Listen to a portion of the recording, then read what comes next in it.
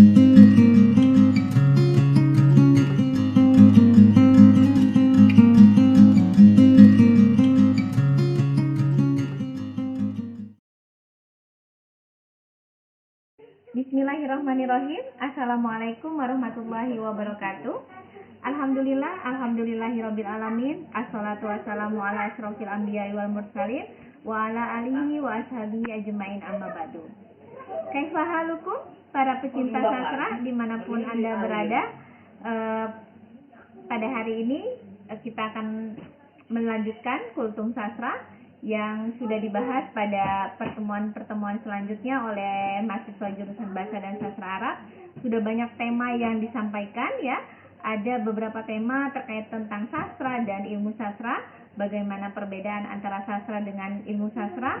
Terus ada juga pembahasan terkait apa itu sejarah sastra, teori sastra dan juga kritik sastra. Serta beberapa pendekatan-pendekatan yang ada dalam penelitian sastra, pendekatan semiotika sastra, pendekatan hermeneutika sastra, sosiologi, strukturalisme, resepsi, dan lain sebagainya. Nah, dari beberapa penjelasan yang sudah disampaikan oleh mahasiswa jurusan Bahasa dan Sastra Arab YINV Nurjati Cirebon, nah ini saya akan melanjutkan atau sebagai conclusion gitu, sebagai kesimpulan lah dari bagaimana cara kita melihat sastra, terus dengan beberapa pendekatan-pendekatan yang ada dalam penelitian sastra dan implementasinya dalam sebuah karya sastra. Baik, sebelum sampai kepada pembahasan pendekatan, kita harus mengetahui apa yang dimaksud dengan sastra ya. Sastra dalam bahasa Arab itu kita ketahui dengan artinya al-adab ya. Al-adab, ma huwal adab?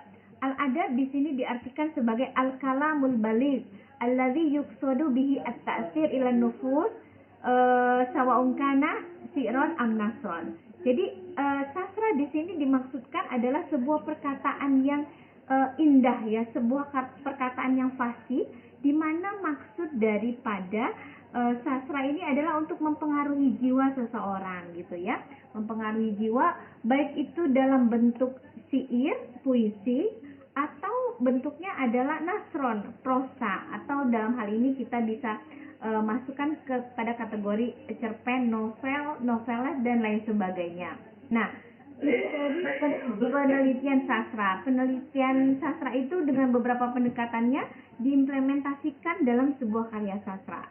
Karya sastra adalah sebuah cerminan ya dari sebuah realitas sosial. Jadi permasalahan yang ada dalam karya sastra itu adalah permasalahan yang terjadi dalam realitas kehidupan sehari-hari. Jadi karya sastra itu merupakan kreativitas seseorang terhadap ide, pikiran, dan juga perasaan yang dimilikinya. Artinya karya sastra itu mengambil sumber kehidupan manusia itu sebagai inspirasinya. Di sini bisa kita pahami bahwa karya sastra itu tidak lahir dari kekosongan budaya. Karena hakikat karya sastra itu adalah rekaan atau imajinasi yang berdasarkan pada kenyataan. Jadi tidak sepenuhnya itu imajinasi gitu ya.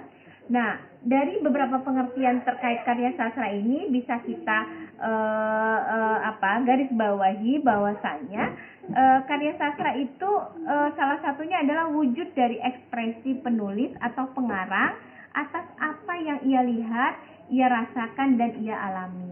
Nah, bagaimana misalnya konteks karya sastra ini di dalam pendekatan-pendekatan yang ada di dalam karya sastra?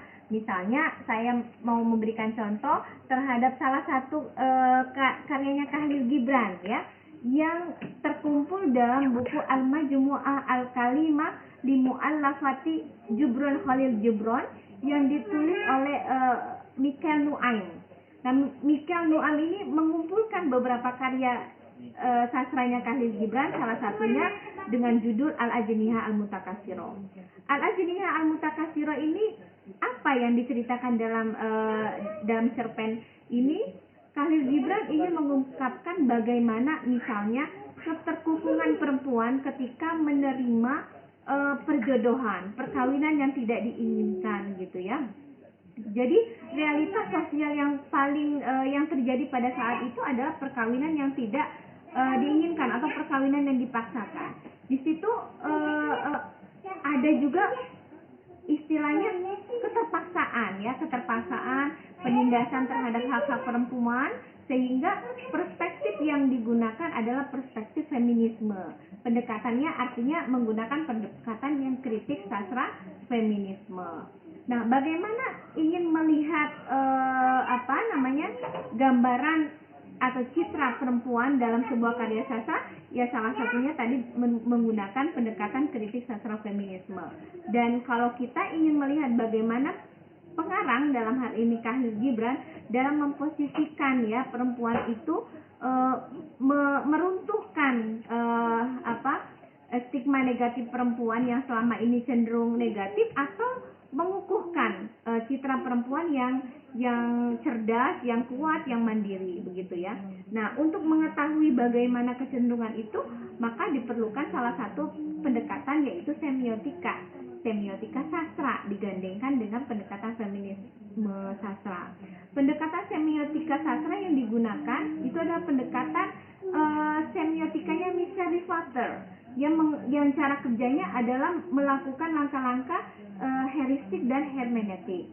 Nah, secara heuristik ini dibahas terkait tanda-tanda bahasa yang ada dalam karyanya Khalil Gibran, bahasa secara etimologi ya, adanya perubahan kata-kata. Misalnya kita menganalisis kata perkawinan yang di dalam karyanya Khalil Gibran seperti apa, dan penjelasan hermeneutikanya adalah pengembangan daripada penjelasan heuristik ini tadi, sehingga ketika kita sudah menemukan masalah yang ada dalam sebuah karya sastra, kita bisa menentukan pendekatan apa yang mau kita pakai gitu ya. Nah, dalam kasus karya sastra Khalil Gibran ini, pendekatan yang paling tepat digunakan adalah pendekatan feminisme sastra dan juga semiotika sastra. Artinya menggabungkan dua pendekatan sekaligus, ada semiotika, ada feminisme. Jadi semiotik feminisme. Nah, pendekatan seperti ini boleh dilakukan ya.